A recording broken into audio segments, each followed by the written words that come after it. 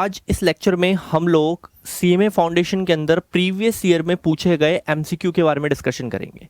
क्या बोला है मैंने? आज हम इस लेक्चर के अंदर सीएमए फाउंडेशन इकोनॉमिक्स में जो आपका पेपर नंबर 1 है उसमें प्रीवियस एग्जामिनेशन में पूछे गए एमसीक्यू की लिस्ट के बारे में हम डिस्कस करेंगे। तो उसके लिए बहुत ज़रूरी है कि जैसा कि आप लोगों ने मेरे वीडियो लेक्चर्स में पहले सारा स्टडी नोट 8 तक पूरा इकोनॉमिक्स का ख़त्म करा है, तो उनके बेसिस पे उन वीडियोस में भी हैंड टू हैंड कई सारे एमसीक्यू बताए गए थे। उन्हीं सबको लिस्टेड करके आज की क्लास चलाएंगे कि उसमें क्या क्या चीज़ें हैं जो पॉइंट ऑफ व्यू से इंपॉर्टेंट है, जो प्रीवियस में इन्होंने पूछा है। ध्यान रखिएगा, फिर से बता रहा हूँ, एमसीक्यू बहुत स्ट्रांग है जो आपको करने हैं अच्छे से टिक। तो आप देखते हैं कि जो हमने सारा स्टडी नोट करा है उन्हीं में से मिलने वाला है, कुछ नया नहीं मिलेगा। तो लिस्ट स्टार्ट करते हैं। ध्यान से देखिएगा कि क्या क्या एमसीक्यू आपसे पूछे हुए इन्होंने प्रीवियस पेपर में। ठीक है, ये देखिए स्क्रीन के ऊपर सबसे पहले लिखा हुआ है, ये चैप्टर नंबर 1 से कुछ दिए गए हैं इकोनॉमिक्स के बारे में, बेसिक कंसेप्ट जो बताए गए थे आपको उस चैप्टर में से। पहला क्वेश्चन है, और एक चीज़ और ध्यान रखना, इस लिस्ट के अंदर ध्यान से सुनना है, इस लिस्ट के अंदर कुछ आंसर्स गलत टिक हो रखे हैं। ठीक है, आप मेरे से ये पीडीएफ ले लोगे मैसेज करके या व्हाट्सएप पे जो भी है, आप मेरे से पीडीएफ ले लोगे, लेकिन इसमें कुछ आंसर्स गलत टिक हैं, तो आप ध्यान से सुनिएगा, मैं आपको उसको करेक्शन करवा रहा हूं। सबसे पहले इसने पूछा है इकोनॉमिक्स इज, पहला question, economics is normative science, positive science, human science, political science, like all, ये पूछा है। ठीक, इस बंदे ने टिक करा हुआ है यार पॉजिटिव साइंस। ठीक है, लेकिन मैंने आपको दो चीजें पढ़ाई थी, पॉजिटिव और नॉर्मेटिव, अगर आपको ध्यान से याद हो। ठीक है, आप अगर नहीं भी याद हो आपको तो आप चैप्टर नंबर 1 का वीडियो खोलिए और उसमें दोबारा से जाके देखिए, तो एक लाइन लिखवाई गई है उसमें, economics is both positive and normative. तो यहाँ पर इसका आंसर गलत लिखा हुआ है इसमें, तो आपको टिक क्या करना है, वहां पर बोथ का ऑप्शन होगा कि इकोनॉमिक्स इज बोथ, पॉजिटिव भी होता है एंड नॉर्मेटिव भी होता है। तो ये रहेगा इसका पहले का आंसर। देन दूसरा पूछा गया है, scarcity definition was given by, first lecture के अंदर आपको एक लिस्ट बनाकर मैंने समझाया था कि सबके बारे में, जेबी सेज आया था उसमें, एडम स्मिथ आया था, एल्फ्रेड मार्शल आया था, एडम स्मिथ, ये सारी चीज़ें आ रखी हैं उसके अंदर, प्रोफेसर पॉल ए सैम्यूल्सन। मैंने बोला भी था कि आपके सीएमए फाउंडेशन में पहला क्वेश्चन राइटर का होता है, यानी कि नाम से पूछा जाता है, तो आपको ध्यान रखना है। Scarcity definition was given by, ये एल रॉबिन्स है, RO है, इन्होंने बी ए लगा रखा है, ध्यान रखिएगा, रॉबिन्स। ठीक है, तो scarcity definition was given by Robins, आपको ये ध्यान रखना है अच्छे से, clear cut.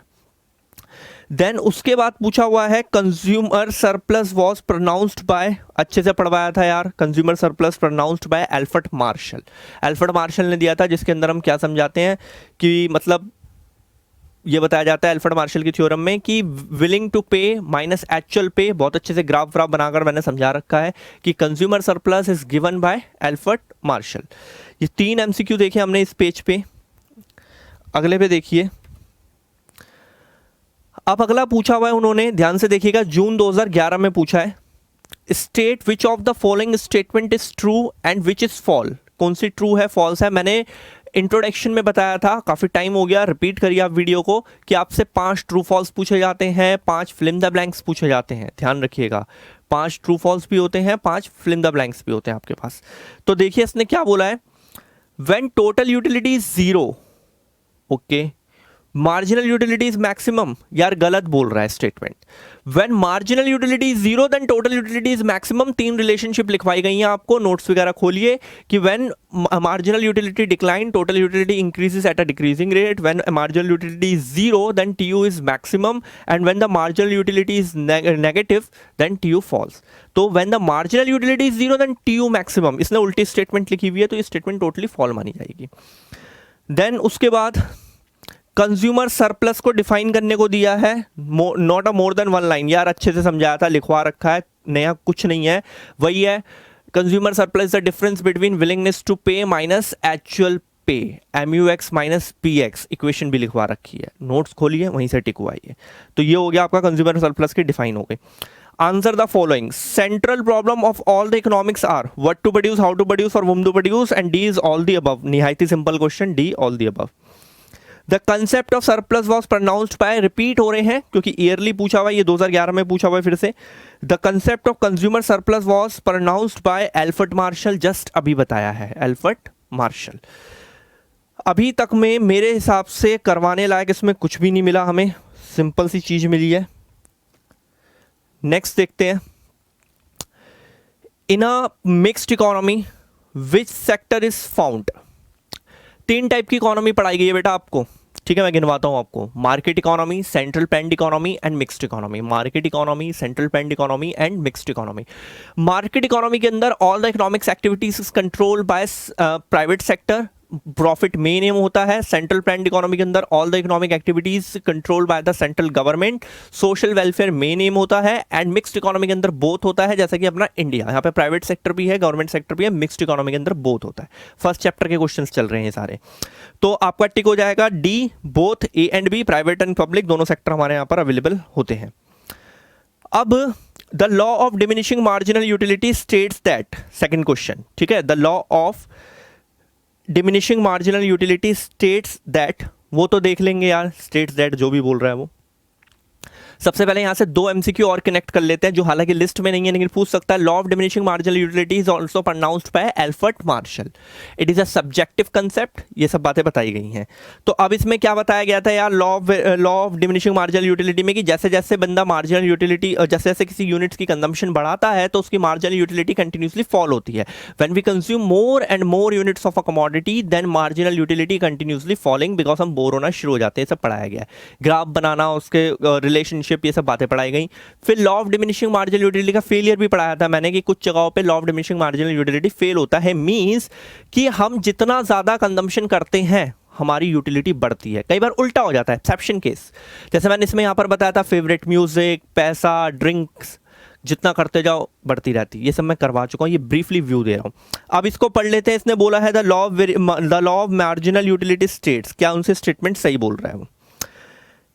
It will take larger and larger amount of resources behind some point of produce, कुछ मतलब नहीं है यार, यूटिलिटी का मतलब है कंजम्पशन का मतलब है, ये क्या रिसोर्स बिल्कुल फालतू ऑप्शन है, हटाओ।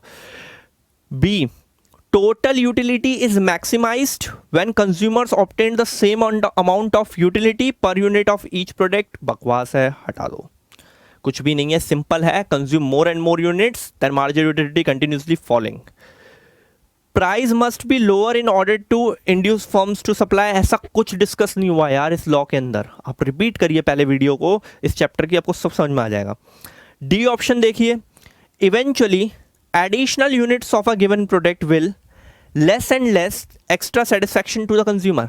एडिशनल यूनिट यानी कि मोर एंड मोर कंजम्पशन करते हैं तो लेस एंड लेस सेटिस्फैक्शन क्या होता है, हमारे साथ जुड़ता है।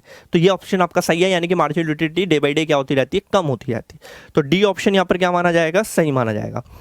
फिर उसके बाद देखिए नेक्स्ट में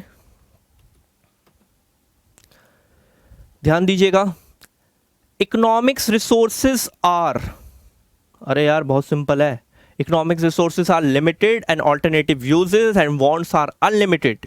इस चैप्टर का पंच था the satisfaction of unlimited wants with the limited resources, it's called economics. The resources are unlimited, resources are limited, wants are unlimited and alternative uses of the resources. तो पढ़ते हैं, resources are unlimited, फालतू, resources कभी unlimited नहीं होते। Limited in supply and use, C limited in supply but have alternative use, C option बिल्कुल सही है, लिमिटेड यूज है बस उसको ऑल्टरनेट है, दूसरे यूज हम कर सकते हैं।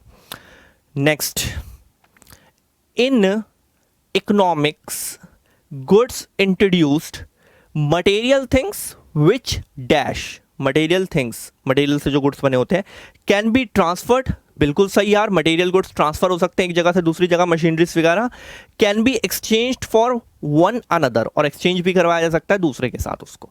कोई भी मटेरियल गुड्स है, हमारी कंपनी में बड़ी बड़ी मशीनें लगी हुई हैं, इट कैन बी ट्रांसफर्ड, हम उसको ट्रांसफर भी कर सकते हैं एक कंपनी से दूसरी कंपनी में, एंड उसका एक्सचेंज भी कर सकते हैं। इकोनॉमिक्स के अंदर हमारे आसपास ये होता है, तो ये सी ऑप्शन सही है, बोथ कैन, यानी कि कैन बी ट्रांसफर्ड, और दूसरा ऑप्शन भी सही है इसका, can be exchange for one another. फिर नेक्स्ट वन बहुत सिंपल है यार, विच of the following is not a central problem of a economy, which of the following is not a central problem of a economy or society? What to produce, how to produce, for whom to produce, how to eat। कितना फालतू option है यार, खुद सोचो, how to eat ऐसा कुछ नहीं हुआ कहीं पूरी इकोनॉमिक्स की बुक में, तो ये गलत ऑप्शन है, हटाओ। PPF is negative sloped due to, negative slope मतलब डाउनवर्ड स्लोपिंग, नेगेटिव स्लोप मतलब डाउनवर्ड स्लोपिंग, 50 बार बताया वीडियो के अंदर कि एक एलिमेंट बढ़ता है दूसरा एलिमेंट कम होता है, इनवर्स रिलेशनशिप, नेगेटिव रिलेशनशिप, तो ग्राफ कैसा होता है, डाउनवर्ड। तो पीपीएफ यानी कि प्रोडक्शन पॉसिबिलिटी कर्व जो पढ़ाया गया, it's also known as transformation curve and is pronounced by professor Paul A Samuelson. 3-4 MCQ ये पहले भी हुआ है, मैंने यहां पर भी कंडक्ट करवा दिया। चलिए जी, PPF is negative sloped due to, ध्यान से देखना, स्कैरसिटी, रॉबिन्स का जो है, scarcity of production resources, B unlimited wants, ठीक है, इंप्रूवमेंट इन टेक्नोलॉजी, ठीक है तीसरा option, and D increasing opportunity cost, increasing opportunity cost. बेटा ध्यान से सुनो, पहले तो गलत वाले ऑप्शन हटाना शुरू कर दो। अनलिमिटेड वांट्स का पीपीसी के साथ कोई लेना देना नहीं है, पढ़ाते हुए समझाया था। इंप्रूवमेंट जब होता है टेक्नोलॉजी का तो पीपीसी का शिफ्ट इन राइटवर्ड, यहां पर लेकिन डाउनवर्ड स्लोपिंग का रीजन पूछा गया, 2 ऑप्शन कट गए। D increasing opportunity cost, delta Y upon delta C, delta Y upon delta X करके पढ़ाया गया था। अपॉर्चुनिटी कॉस्ट बढ़ने से PPC curve is concave to the point of origin, ये पढ़ाया गया है, concave to the point of origin, not a downward का रीजन। तो ले दे के एक ऑप्शन बचता है स्कैरसिटी ऑफ प्रोडक्शन रिसोर्सेज, कि रिसोर्सेज जो है स्कैर होते हैं। एक याद है आपको, व्हीट और राइस का एग्जांपल दिया था इसमें मैंने, ठीक है, तो एक की प्रोडक्शन बढ़ाते हैं तो दूसरे की कम होती है। स्कैरसिटी ऑफ रिसोर्सेज जो इकोनॉमी का पंच लाइन होता है।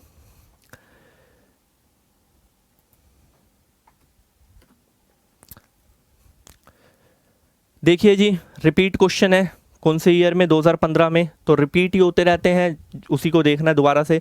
पहला क्वेश्चन रिपीट है, in a mixed economy which sector is found both public and private, ये हटाओ। In terms micro and macro economics micro and macro economics which combined by D professor Ragnar Frisch, ठीक है, ये इसमें बोला है professor Ragnar Frisch, professor A Samuelson Griffin, ये दोनों बोला है कि माइक्रो एंड मैक्रो के टर्म्स में कौन दोनों कंबाइन करता है, तो यहाँ पर डी ऑप्शन पे टिक करना आपको, ईगल पे। हालांकि ये ध्यान से देखिएगा, क्वेश्चन 2015 का है, रिपीट सुन लीजिए मेरी बात का, 2015 का है, उसके बाद जो मॉड्यूल आया उसमें ये क्वेश्चन नहीं है, तो आप इसको स्किप भी कर सकते हो। 2015 का क्वेश्चन है, उसके बाद आप 2020 में हो, नए मॉड्यूल के अंदर ये क्वेश्चन नहीं है, इसलिए हमारी कहीं वीडियो लेक्चर में भी ये नहीं आया, तो आप इसको स्किप कर दो। फिर उसके बाद पूछा है, ये फर्स्ट डे पढ़ाया गया था, the famous book and inquiry into the nature and causes, causes है बेटा, ये मिसप्रिंट है, CA है, causes of wealth in a nation was published in the year of 1776 by Adam Smith, पढ़ाया गया नोट्स में।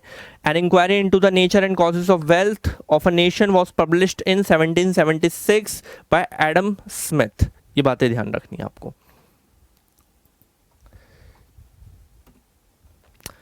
नेक्स्ट वन, मैंने बोला था ना पहला क्वेश्चन राइटर का है, ध्यान रखिएगा। Who defined by economics as science, inverted comma के अंदर की लाइन देखिए, science which deals with wealth, which deals with wealth, JBC ने बोला था ये। मैंने आपको यार बहुत ज़रूरी है कि इस MCQ को करने के लिए आपने 8 यूनिट तक ढंग से पढ़ाई करी हो, ताकि आपका वो टच में रहा हो कि भैया हमने क्या सिलेबस पढ़ा था, क्या लेक्चर्स पढ़े थे, उसके बाद ही ये काम आपको करना है। Who defined by economics as inverted comma के अंदर है, science which deals with wealth, तो ये JBC ने बोला था, ठीक है, राइटर का ध्यान रखना है इसमें।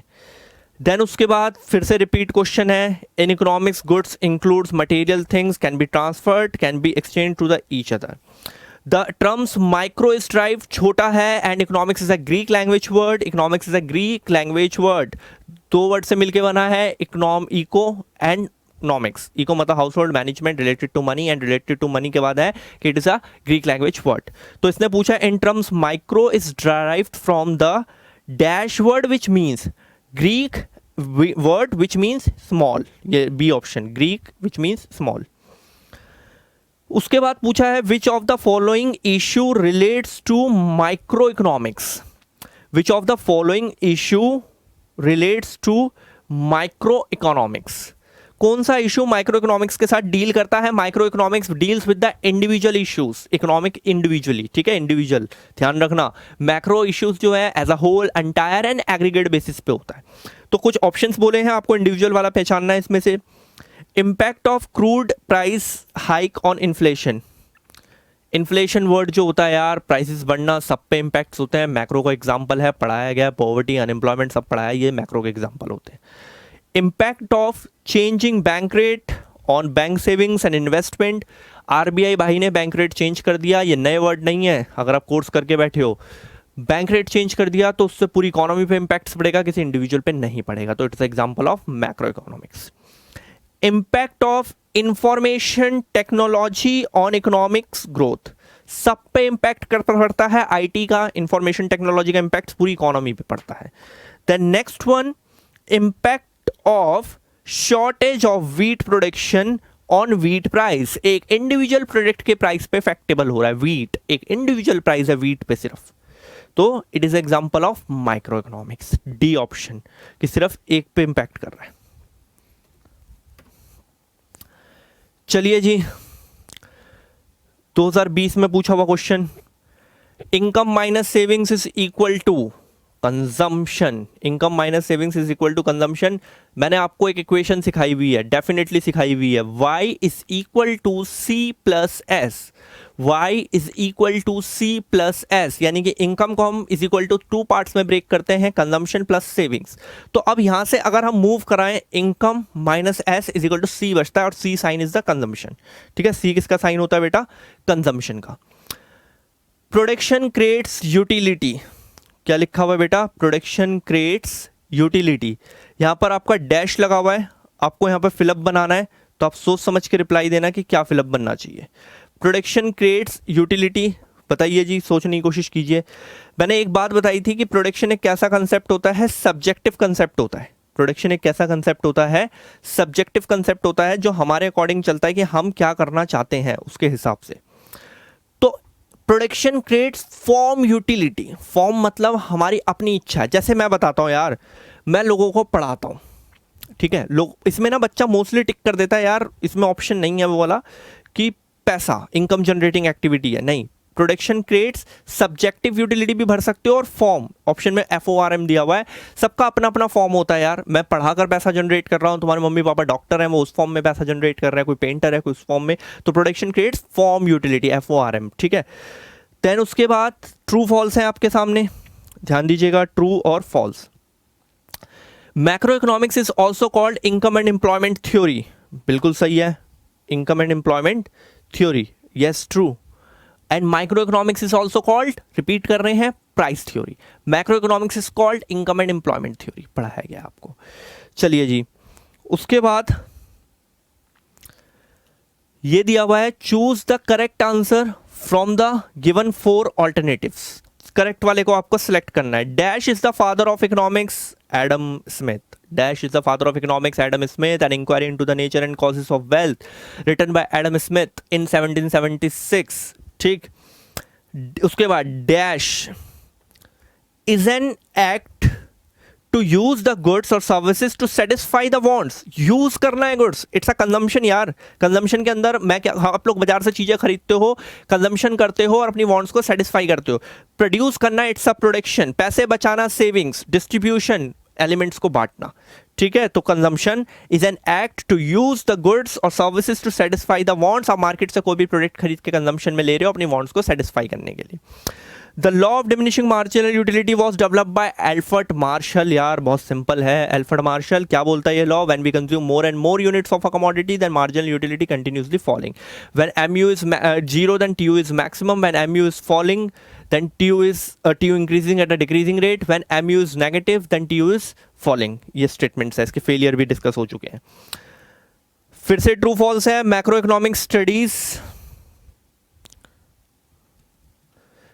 देखिए जी, macro economic studies the economy as a single unit. No यार, मैक्रो इकोनॉमिक्स कब से सिंगल यूनिट में स्टडी करने लग गया? मैक्रो तो ऐसा होल करता है study.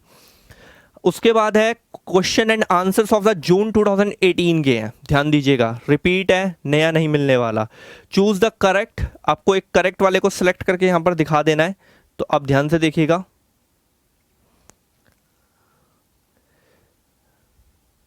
Welfare definition, wealth definition, welfare definition, scarcity definition सब एक साथ लिखवाया गया। Welfare definition of economics was introduced by Alfred martial. Scarcity is definition given by Robins. तो ये आप ध्यान रखिएगा, वेलफेयर डेफिनेशन, वेल्थ डेफिनेशन सब मैंने आपको एक साथ लिस्टेड करके लिखवाया था, तो Alfred martial.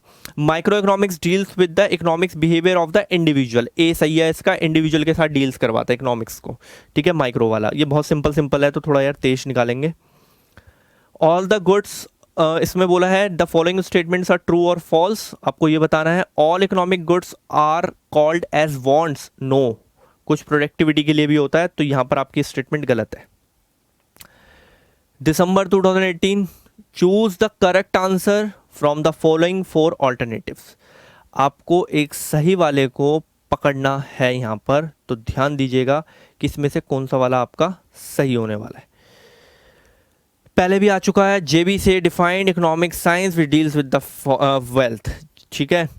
Dash goods are known as scarce goods, economic goods जो होते हैं वो हमारे माने जाते हैं थोड़ा स्कैर होते हैं, इकोनॉमिक गुड्स, ठीक है, ध्यान रखना।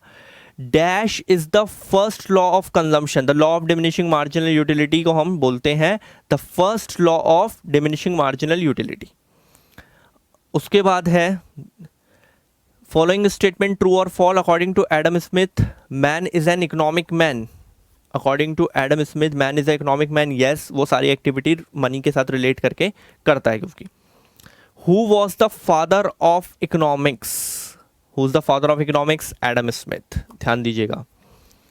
Normative economics theory deals with, आपको अगर याद हो नॉर्मेटिव में मैंने आपको कुछ वर्ड लिखवाए थे, व्हाट शुड बी, ठीक है, आउट बी, आप देखिए खोल के, शुड बी हो सकता है, शुड वर्ड लगता ही नॉर्मेटिव स्टेटमेंट होती है, समझाया था मैंने। पॉजिटिव में व्हाट इज एक्चुअली, ठीक है, पॉजिटिव में व्हाट इज एक्चुअली, आप दोबारा वीडियो खोलिए देखिए एक बार, पॉजिटिव में what is actually and normative में शुड बी, आउट बी, ये वर्ड्स होते हैं। तो यार normative economics theory deals with the how the problem should be solved, ought be solved, ये वर्ड्स होते हैं।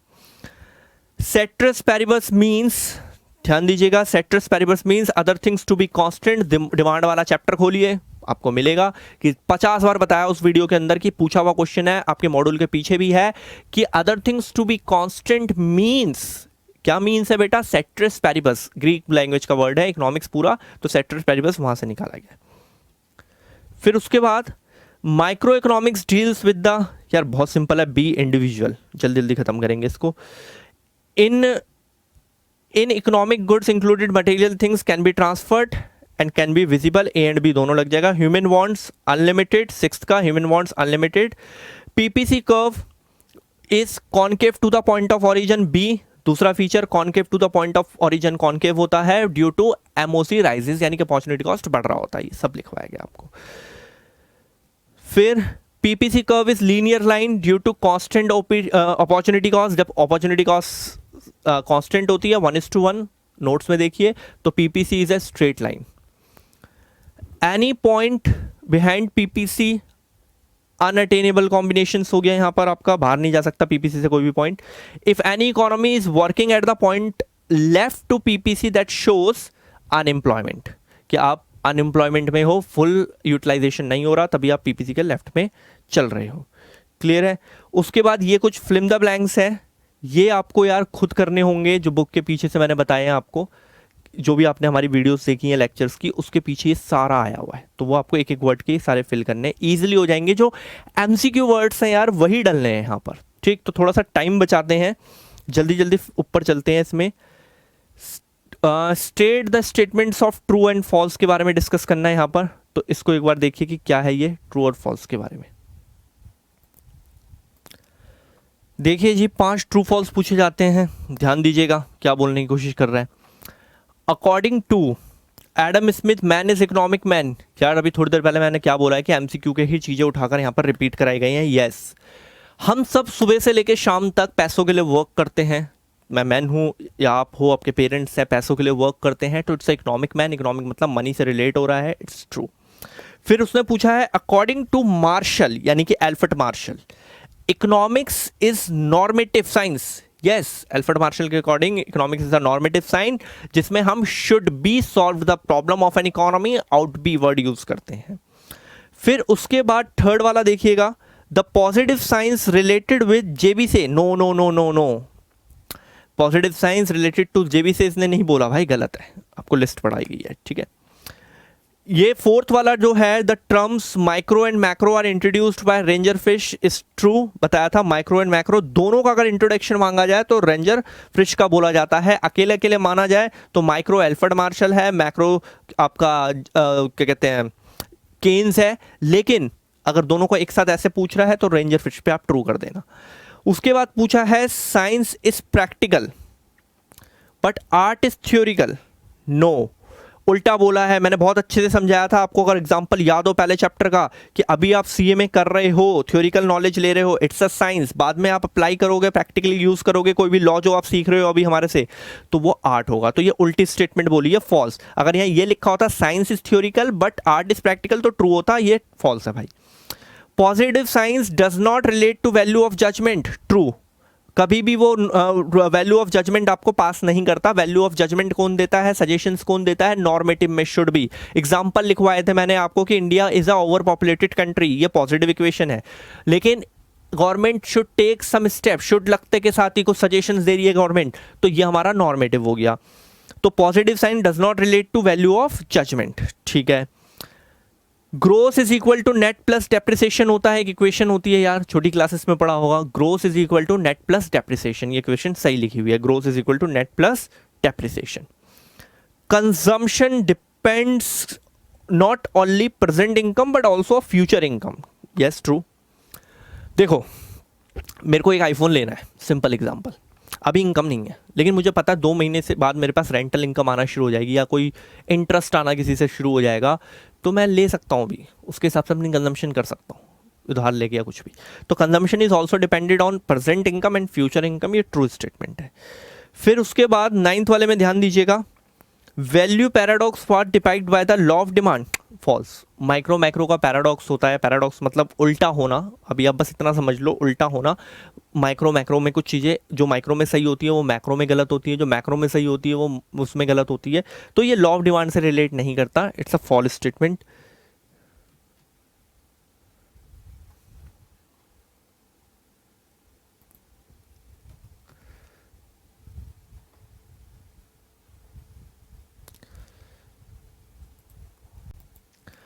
देखिए नेक्स्ट है, PPC is also called PPF, सही है यार, production possibility curve is also called production possibility frontier and also called transformation curve, it's introduced by professor Paul A Samuelson, ठीक। अब आते हैं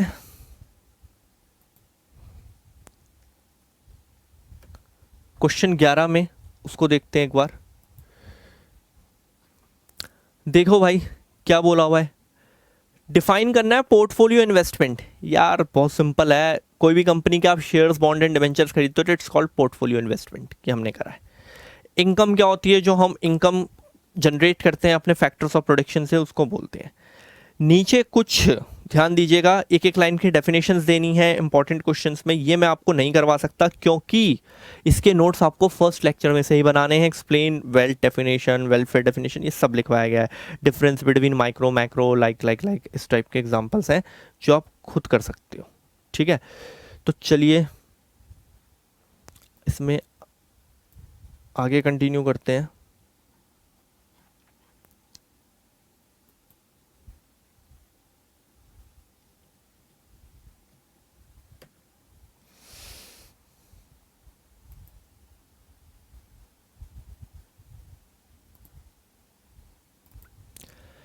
चलिए जी देखिए, इसके बाद चैप्टर नंबर 2 है ये, theory of demand and supply के बारे में। Theory of demand and supply आराम आराम से समझना यार, बहुत आराम से समझाया था मैंने पहले भी।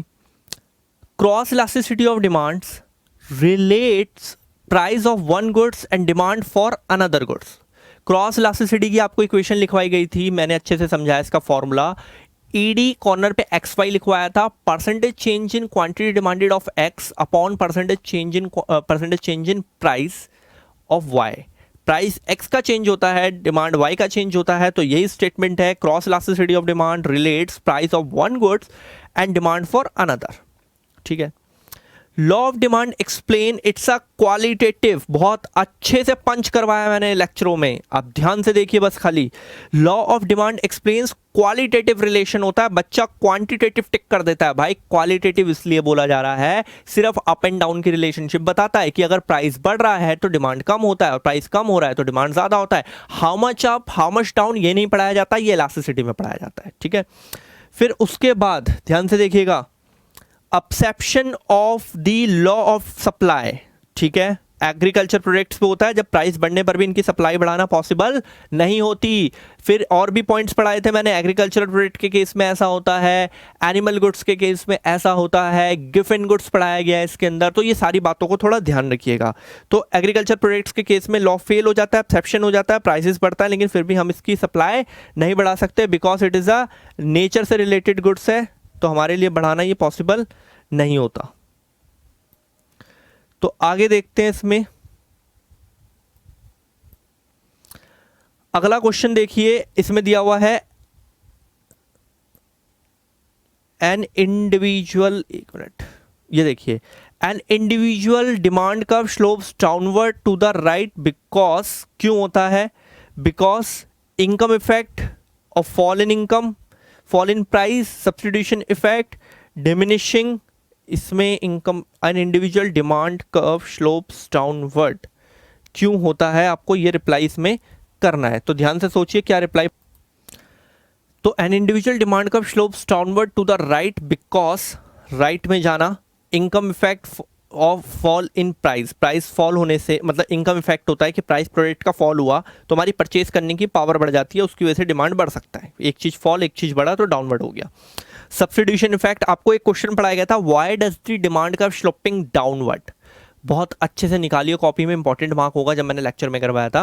Why does the demand curve sloping downward, तो वहां पर ये तीनों पॉइंट आए थे, income effect, substitution effect, law of diminishing marginal utility, और भी पॉइंट्स आए थे, डिफरेंट यूजेस, एडिशनल कंज्यूमर। आप जरूर देखिए, ये सारे ऑप्शंस वहां पर मिलेंगे, तो ऑल दी अबव टिक होगा। इन सब रीजनों से व्हाई डज द पीपल, यानी कि पीपल प्राइस कम होने पे ज्यादा डिमांड करता है, demand curve sloping downward, income effect, substitution effect, और आपका लॉ ऑफ डिमिनिशिंग, और भी पॉइंट्स है, additional consumer and additional consumer, different uses. 5 point मैंने वहां पर एक्सप्लेनेशन में बताए थे, वहां से क्वेश्चन निकल गया।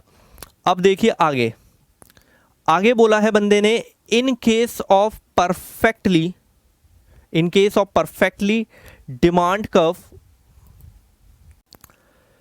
तो in case of perfectly elastic demand curve the change in the price will make a greater change in demand. आपने पढ़ा था perfectly elastic demand curve is a parallel to the X axis, एक constant price पे demand कहां तक खिंचती जाती है हमें नहीं पता होता, ये अच्छे से समझाया गया है। फिर उसके बाद है when the quantity supplied of a commodity rises, when price of that commodity, price बढ़ा, सप्लाई बढ़ी, and other things to be constant, it's called extension of supply. Extension of supply को पढ़िए, वही है कि other things to be constant when the price of a quantity, price of a commodity increases the demand also, the supply also increases, other things keeping constant is the parts of extension of supply.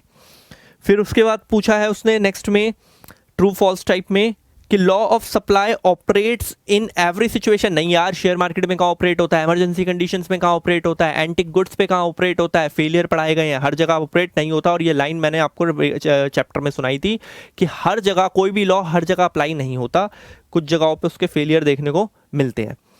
फिर उसने पूछा है define in terms, एक दो line में आपको define करना है, increase and decrease in demand. Increase in demand में सेम प्राइस पे डिमांड बढ़ती है, ग्राफ राइट में शिफ्ट होता है, तो आपकी लाइन होती है when the price remains constant then demand increases, it's called increase in demand due to favourable change in other factors. इसका अपोजिटली डिक्रीज हो जाएगा। एक्सपेंशन, कॉन्ट्रैक्शन, ये सब प्रॉपर लिखने के क्वेश्चंस हैं जिनके नोट्स आपके पास प्रोवाइडेड है, तो इन पे हम टाइम वेस्ट नहीं कर सकते। सॉरी, आगे बढ़ो।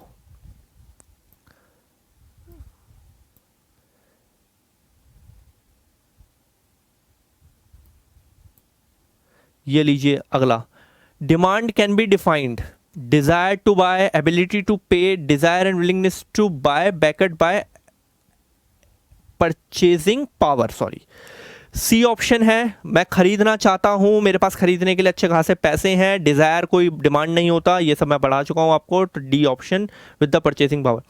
इन case of normal goods the income effect is positive. यार इनकम बढ़ी, डिमांड बढ़ी, डायरेक्ट रिलेशनशिप, पॉजिटिव रिलेशनशिप, इससे सिंपल तो कुछ पॉसिबल ही नहीं है।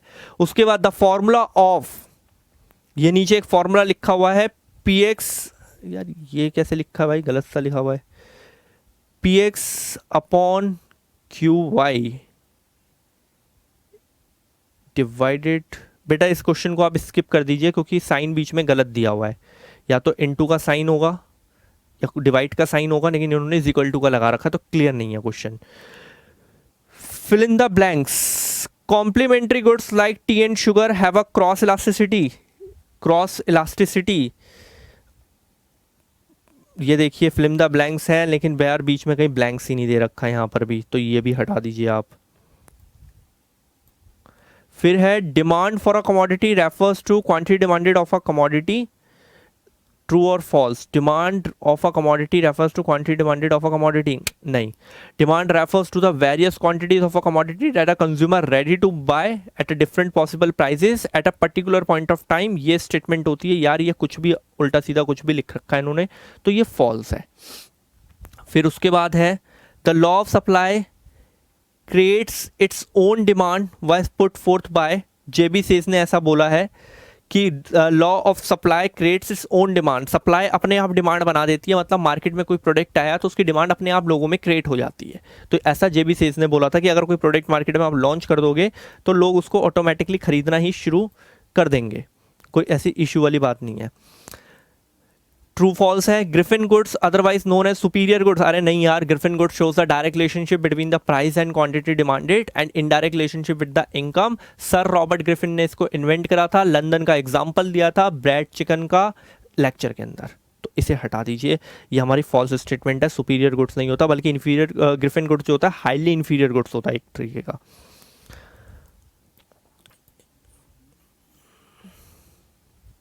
इसके बाद इफेक्टिव डिमांड के बारे में आपको नहीं पढ़ना, क्योंकि अब नहीं है आपके पेपर में, पहले का है. Cross elasticity of demand relates to price of one commodity and demand of another. एक एक्स का प्राइस चेंज होता है, वाई की डिमांड चेंज होती है, इस टाइप का कंसेप्ट है. Exception of the law of demand.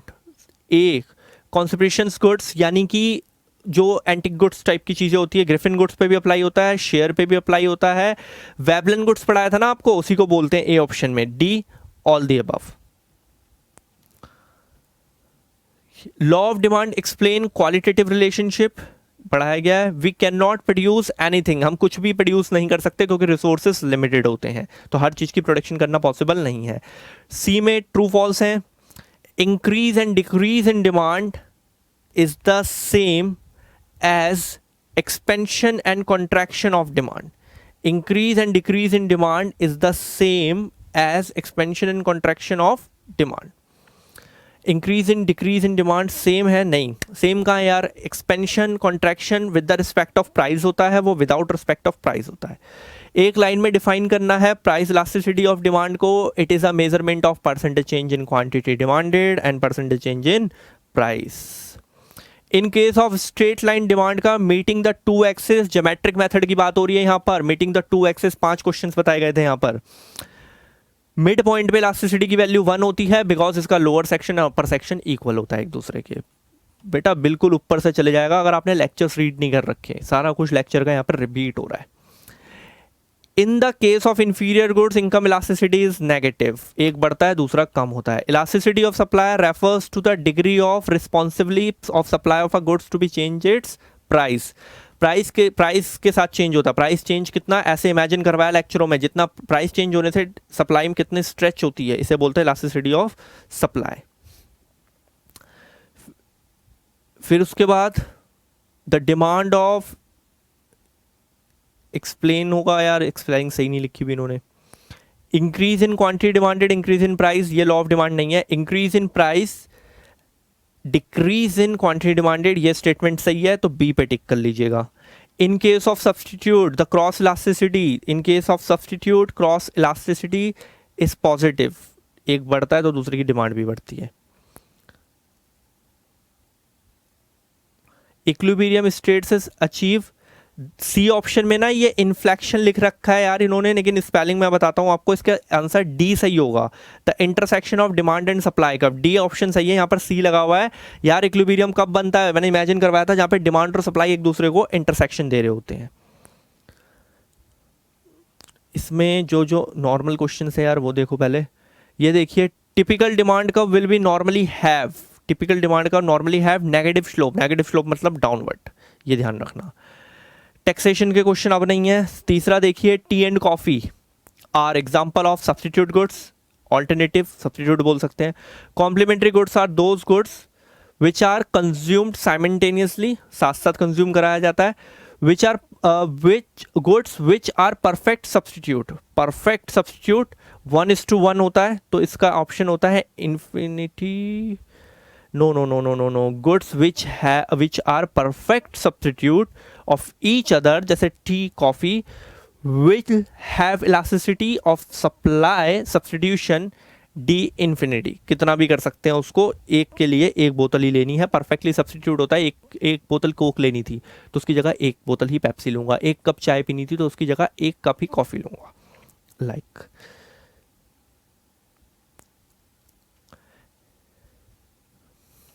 ये न्यूमेरिकल है यार, खुद करना है तुम्हें। सेकंड वाला फॉर्मूला आपको पता है, delta Q into P, delta P into Q, सारे न्यूमेरिकल्स हैं, ये हो जाएंगे सारे आप लोगों से खुद से, क्योंकि इजी है यार, इतना तो आपको करवाया है हमने।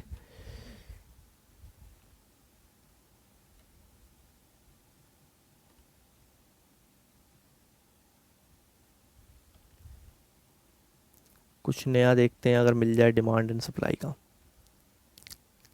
सब नॉर्मल है, ये डिमांड के क्वेश्चंस हैं।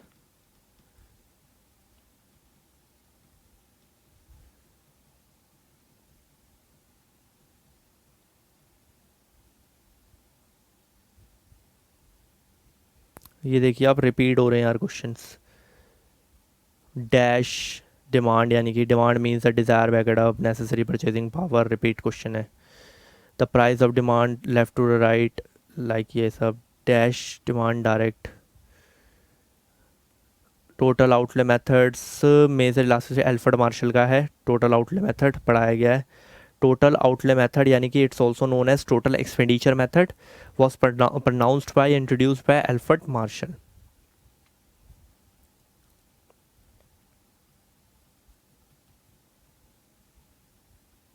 Luxury goods have high degree of elasticity, point elasticity is pronounced by Alfred Marshall.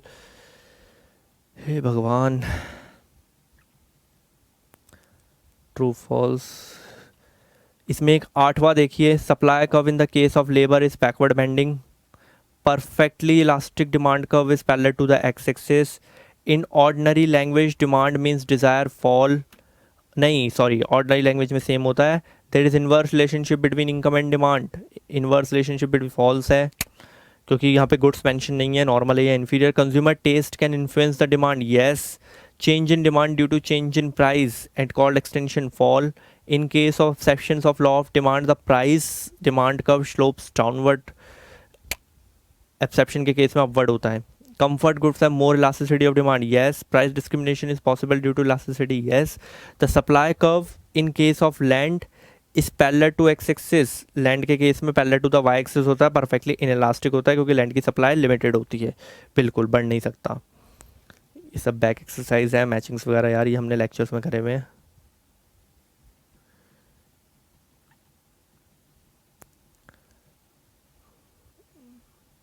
Long questions इतना ही है बेटा इस फाइल में। नेक्स्ट लेक्चर में मैं आपको कुछ लास्ट 2 ईयर के पूरे प्रॉपर क्वेश्चन पेपर डिस्कस करवाऊंगा। तो आपको एक चीज़ ध्यान रखनी है, इसमें हमने जितना भी करा है एमसीक्यूज़ वगैरह में कुछ भी नया नहीं था, और आप जितने भी लेक्चर में पढ़ चुके हो उतना ही इनफ होता है। अगर आपको इस फाइल में, ये फाइल आप चाहे मुझसे ले लीजिएगा मेरे नंबर पे मैसेज करके, जिसको कोई भी डाउट हो खुद से करने में तो प्लीज़ मुझे व्हाट्सअप करके कभी भी पूछ सकते हो। नंबर जिसके पास ना अवेलेबल हो तो मैं बोल देता हूँ, 9910645699, 9910645699। इस एमसीक्यू में आपको कुछ भी डाउट हो, हल्का फुल्का भी, जो आपसे खुद से ना हो रहा हो कुछ भी, हालांकि होना चाहिए, मॉड्यूल के पीछे के क्वेश्चन से सारे के सारे यही, तो आप मेरे से इस नंबर पे डाउट ले सकते हो। चलिए गुड बाय। नेक्स्ट जब हम लेक्चर करेंगे तो 2 लास्ट ईयर के क्वेश्चन पेपर करेंगे पूरे पूरे सॉर्ट आउट।